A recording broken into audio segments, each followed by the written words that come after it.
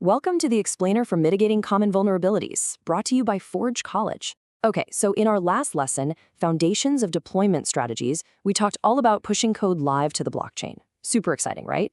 Well, until you realize that live code is basically a giant neon sign saying, hack me, to the entire internet.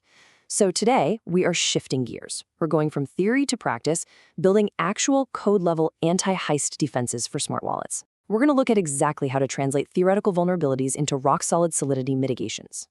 Here is our blueprint for today. We're going to cover from threats to defenses, state management and CEI, pullover push withdrawals, stopping signature replays, the blueprint of a pull wallet, and finally building your defenses. Let's jump right in. Section 1. From threats to defenses, prioritizing the battle plan. So this table right here, it's basically your cheat sheet. It illustrates how every digital heist technique has a specific corresponding architectural defense. It's kind of like finding the exact antidote for a specific venom. Take reentrancy during withdrawals, for example. Our antidote is the checks effects interactions pattern, combined with pull payments. Yeah, it might cost slightly higher gas, but honestly, the safety gain is massive. For signature replay and cross-context misuse, we use domain separation and nonces. It adds a bit of off-chain flow complexity, sure. And for a single key compromise, we bring in multi-sig thresholds and time locks. You trade a tiny bit of user convenience for absolute vault security. Look, every defense has a trade-off, but it is always worth it. Moving on to Section 2, State Management and CEI, defeating the reentrancy vampire. Okay, to defeat this vampire, we've got to stop attackers from draining funds before the blockchain ledger even knows what hit it. Your absolute primary shield here is a simple ordering rule called CEI. That stands for Checks Effects Interactions. It's literally just validate conditions first, update your internal ledger second, and only interact with potentially malicious outside contracts last.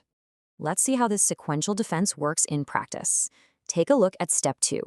By zeroing out a user's pending amount before the external call in Step 3, any malicious reentrant callback that tries to withdraw again is forced to pass through Step 1. But wait, the balance is already zeroed out, right? So the check fails. The vampire bites down, but the vault is totally empty. It's elegant, and man, is it effective. All right, Section 3. Pullover push withdrawals, securing the vault. Now, the crucial point here is this. Pushing payments is kind of like handing a stack of cash to a sketchy stranger in a dark alley. You have absolutely no idea what they're going to do with it, or if they're going to trap you in some weird fallback function loop. Pulling payments, on the other hand, that's like safely leaving a check at a bank teller window for them to collect. You just record a receivable and you make them initiate the transaction to claim it. By forcing the recipient to initiate that final transfer, we drastically shrink the attack surface. I mean, it completely prevents gas griefing, which is where an attacker intentionally fails a transfer just to block your contract logic. Plus, it gives us total control to prepare our state before the money leaves our hands. Oh, and it pairs beautifully with rate limits and daily caps, too. Next up, Section 4, stopping signature replays, securing off-chain authorizations. So we've locked down the on-chain logic. But what happens if the heist is an inside job using intercepted or forged off-chain signatures? Well, to stop cross-context misuse, we use domain separation and nonces. Think of domain separation like a super specific address label on a package. It scopes the signature strictly to one contract and one specific blockchain. And a nonce, that's just a unique single-use number. Put them together, and you lock that signature to one specific action on one specific network. Here's the flow. When we process a signature, we encode the domain hash the payload with our nonce, recover the signer, and then this is the most vital part, guys. We increment the nonce. Step 4 is the real MVP here. By consuming the nonce immediately after verification, we ensure an attacker can never, ever replay that same exact signature. It literally becomes useless instantly. Okay, but what if an attacker just straight up steals the private key itself? Well, as we often teach in Forge College's advanced learning programs, you limit the immediate impact by gating high-value actions behind a time lock and a multi-sig threshold.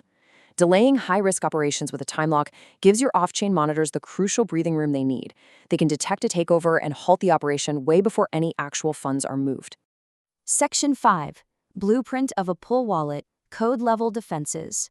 Let's look at the actual code. We start our pull wallet blueprint by importing battle-tested security standards. Look, we aren't reinventing the wheel here.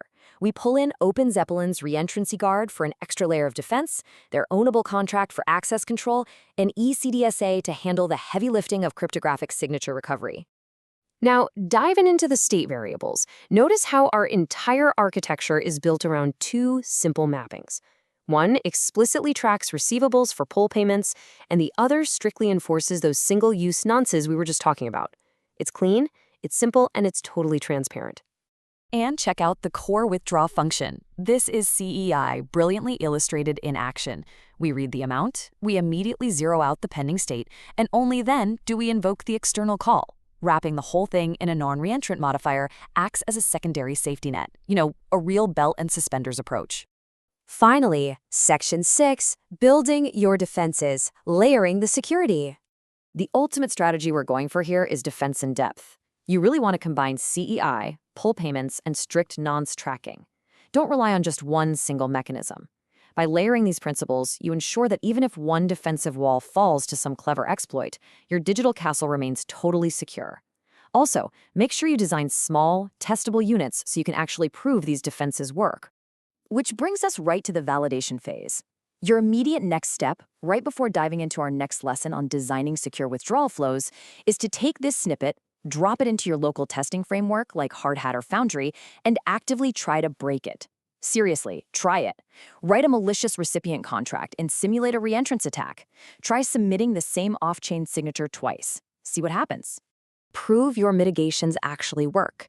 And hey, be sure to visit forge.college to dive deeper into this subject, grab the code snippets, and master other Web3 security concepts. So I'll leave you with this. Is your smart wallet robust enough to survive a simulated digital heist?